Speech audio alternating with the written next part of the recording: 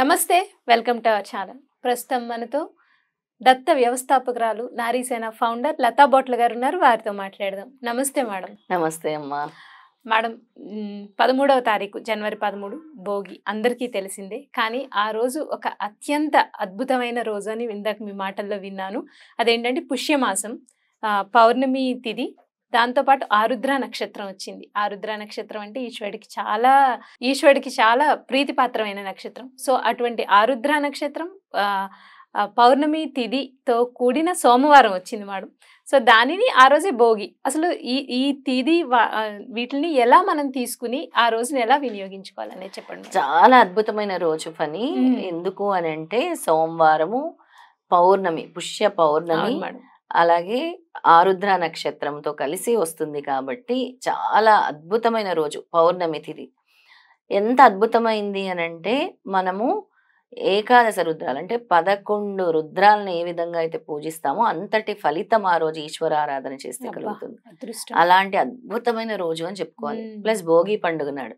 భోగి పండుగ అంటేనే మనలో ఉండేది మొత్తం మలినాలు తొలగించుకోవటానికి. చక్కగా మనము నలుగు పెట్టుకొని తలంటూ స్నానం చేసి మనకు ఉండే ఇంట్లో కూడా చెత్త సామాన్లన్నీ తీసి భోగి మంటలు వేస్తాం. ఎందుకు? ఆ దరిద్రాన్ని అంతా తొలగించుకోవాలి, చెత్త అంతా వెళ్ళిపోయి కొత్తగా మళ్ళీ బాగుండాలి ఈ సంవత్సరము. ఎలాగైతే కొత్త పంటలు వస్తాయో ఆ కొత్త పంటలాగా మన జీవితం కూడా అలాగే కొత్తగా ఉండాలి, చెడంతా వెళ్ళిపోవాలి అని చేస్తాం. ఆ రోజుని సద్వినియోగం చేసుకోవాలి.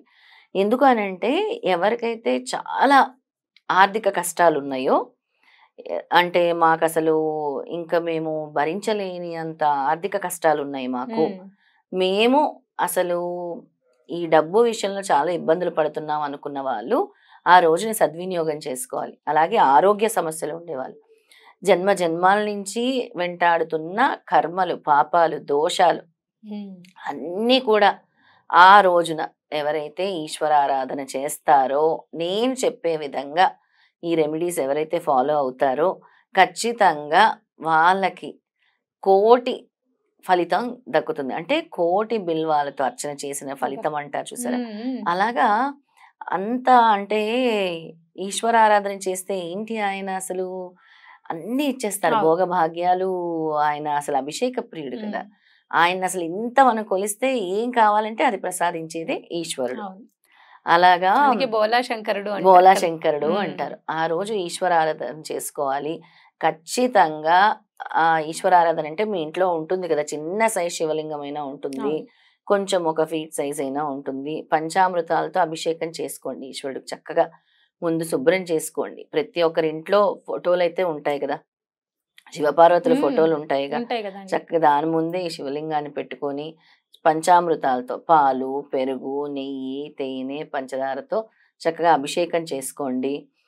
ఏమీ రాకపోతే ఓం నమ శివాయ అని చేసుకోండి అభిషేకం. మాకు రుద్రం రాదు, నమ్మకం చమ్మకం ఇవన్నీ రావు అంటే ఓం నమ శివాయ ఒక్కటి చేసుకున్నా సరే చాలా అద్భుతంగా ఉంటుంది. అలాగే అక్కడ నువ్వుల నూనెతో దీపం. ఎలా అంటే చిన్న ప్లేట్ కానీ ఏమైనా తీసుకొని నల్ల నువ్వులు పోసుకోండి. అందులో ఫస్ట్ నల్ల నువ్వులను పోసుకొని అందులో మట్టి ప్రమిద పెట్టుకొని దాంట్లో మళ్ళీ నువ్వుల నూనె కానీ ఆవు నెయ్యి కానీ వేసి దీపం వెలిగించుకోండి. తర్వాత అంటే మర్నాడు సంక్రాంతి పండుగ నాడు కానీ లేదంటే భోగి రోజు రాత్రి కానీ ఆ నల్ల నువ్వులు తీసి మీరు ఏదైతే హారతి కర్పూరం వెలిగిస్తారో అందులో ఆ నల్ల నువ్వుల్ని వేసేయండి చిటపట్ల. అంటే కొంచెం వేస్తే సరిపోతాయండి ప్లేట్లో? ఎక్కువ కొన్ని నువ్వులు వేయాలి, అవన్నీ కూడా అందులో వేసేసేయండి.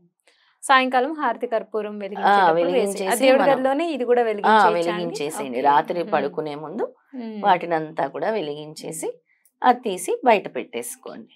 ఆ విధంగా ఆ రోజు ఎవరైతే వీటిని ఫాలో అవుతారో, తర్వాత ఈ దీపం తర్వాత నేను పంచామృతాలతో అభిషేకం చేసుకోమన్నాను కదా, మనకి కొత్త పంటలు, కొత్త ధాన్యం వస్తుంది కదా, దాన్ని కూడా మనం బియ్యం వస్తుంది, కొత్తగా పంటలు వస్తాయి. మనం అన్నం ఉడికించి అన్నాభిషేకము ఈశ్వరుడికి చేసుకోవాలి. చాలా ప్రీతి అనమాట ఈశ్వరుడికి అన్నాభిషేకం అంటే. మనం ఏదైతే కోరుకుంటామో వెంటనే నెరవేరుతుంది. అలా అన్నాభిషేకం చేసుకోవాలి ఆ రోజు ఆ శివలింగానికి. చాలా అద్భుతంగా. అంటే ముందు మీరైతే ఈ ఆర్థిక సమస్యల నుంచి బయటపడతారు అని చెప్పొచ్చు. అలాగే ఆ రోజు లక్ష్మీదేవి అనుగ్రహం కూడా సంపూర్ణంగా ఉంటుంది. ఇలాంటి ముహూర్తాలు, ప్రత్యేకంగా ఇలాంటి ముహూర్తాలు 100 ఏళ్ళకి ఒకసారి వస్తాయి. అంటే మళ్ళీ మనం 100 సంవత్సరాలు వెయిట్ చేయాలి ఇలాంటి ముహూర్తం రావాలంటే.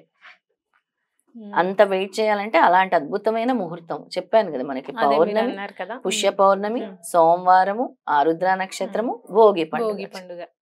ఇన్ని అంటే మన సమస్యల్ని దూరం చేసుకోవడానికి భగవంతుడు ఎప్పుడు అవకాశం ఇస్తూనే ఉంటాడు రకరకాల తిథుల రూపంలో. ప్రత్యేకంగా మనకి పౌర్ణమి తిథి అనేది చాలా లక్ష్మీకరం అన్నమాట. ఆ విధంగా ఎవరైతే ఆ రోజు శివారాధన చేస్తారో, సూర్యారాధన చేస్తారో, చంద్రారాధన చేస్తారో వాళ్ళకి అద్భుతమైన ఫలితాలు ఉంటాయి. ఆరుద్ర నక్షత్రం కాబట్టి కంపల్సరీ సూర్యారాధన. పౌర్ణమి తిథి కాబట్టి చంద్రుడికి, సాయంత్రము చంద్రుడికి పాలు నీళ్లు కలిపి ఆర్ఘ్యం వదిలి లక్ష్మీ అష్టోత్తరం చేసుకొని, అలాగే ఆ రోజు సాయంత్రం శివ పంచాక్షరి చదువుకున్నా కూడా అద్భుతమైన ఫలితాలు స్వామివారు ఇస్తారు అన్నమాట. చిన్న రెమెడీసే గొప్ప మార్పులు తీసుకొస్తుంది మన జీవితాల్లో. మనం ఏది అంటే మనకి భగవంతుడు అవకాశం ఇస్తూ ఉంటాడు ఎప్పుడు కూడా. అవకాశాన్ని సద్వినియోగం చేసుకోవాలి. అది సద్వినియోగం చేసుకోకపోతే మనం ఇంకా ఇలాంటి తిథుల కోసం మళ్ళీ 100 సంవత్సరాలు వెయిట్ చేయాల్సిందే. అలాంటి అద్భుతమైన తిథి అన్నమాట ఇది.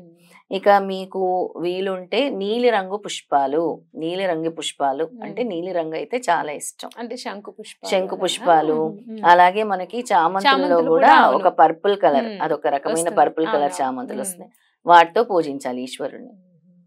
లక్ష్మీదేవికి తెలుపు రంగు పూలతో పూజించవచ్చు. ఇంకా లక్ష్మీదేవికి ఏ విధంగా అయినా. ఇక మనం నైవేద్యంగా క్షీరాన్నం చేసుకొని ఆ రోజు పెట్టుకుంటే చాలా మంచిది. సూర్యారాధన కూడా అన్నాను. ఆ రోజు ఉదయాన్నే చక్కగా మనం నలుగు పెట్టుకొని నువ్వుల నూనె రాసుకుంటారు చాలా మంది.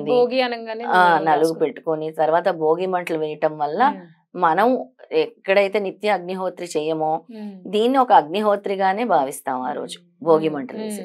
దీని ద్వారా మనకు ఉండేటటువంటి ఈ కర్మలు అన్ని కూడా తొలుగుతాయి భోగి మంటలు వేయటం వల్ల. ఇక ఆ రోజు సాయంత్రం భోగి పళ్ళు కూడా చిన్నపిల్లలకు పోస్తాం. ఎందుకంటే ఈ దృష్టి బాధల నుంచి దూరం అవటం కోసం చిన్నపిల్లలకి ఈ భోగి పళ్ళు పోస్తూ ఉంటాం అన్నమాట. ఆ విధంగా చేసుకోవచ్చు. నిత్య పూజా విధానంతో పాటు ఈ విధంగా గనక మీరు భోగి పండుగను జరుపుకుంటే చాలా చాలా అద్భుతంగా మీరు శని సమస్యల నుంచి బయటపడతారు, ఆరోగ్య సమస్యల నుంచి బయటపడతారు, ఆర్థిక సమస్యల నుంచి బయటపడతారు. అన్నిటికంటే ముఖ్యంగా ఎంతటి శివానుగ్రహం కలుగుతుందో చెప్పలేను. అంతటి శివానుగ్రహం కలుగుతుంది. అయితే మేడం, నార్మల్ గా మనకి ఏదైనా విశేషమైన రోజులు వచ్చినప్పుడు మీ దత్తపీఠంలో కంపల్సరీ అవి చేస్తూ ఉంటారు కదా. ఈసారి ఏం చేస్తున్నారండి? ఇప్పుడు సోమవారం అంత విశేషమైన రోజు చెప్పారు. అంత విశేషమైన రోజు కాబట్టి మీరు అడిగినట్టు దత్తపీఠంలో ప్రతి పౌర్ణమికి కూడా మనము లక్ష్మీ హోమము చేయించాము, ఇది వరకు చండీ హోమం చేయించాము. ఈసారి కూడా హోమము అలాగే రుద్రాభిషేకము కూడా చేస్తున్నాము. ఎవరైనా సరే చేయించుకోవాలి అని అంటే వాళ్ళ గోత్రనామాలు మనకి పంపిస్తే వాళ్ళ పేరు మీద కూడా మనం చేస్తాం. లేదు నేరుగా వచ్చి పాల్గొనాలన్నా కూడా మనకి కాల్ చేసి వాళ్ళు రిజిస్టర్ చేసుకోవచ్చు. రైట్. బట్టి చక్కగా ఆ రోజున అందరూ సద్వినియోగం చేసుకోవాలని మనస్ఫూర్తిగా కోరుకుంటూ ధన్యవాదాలండి.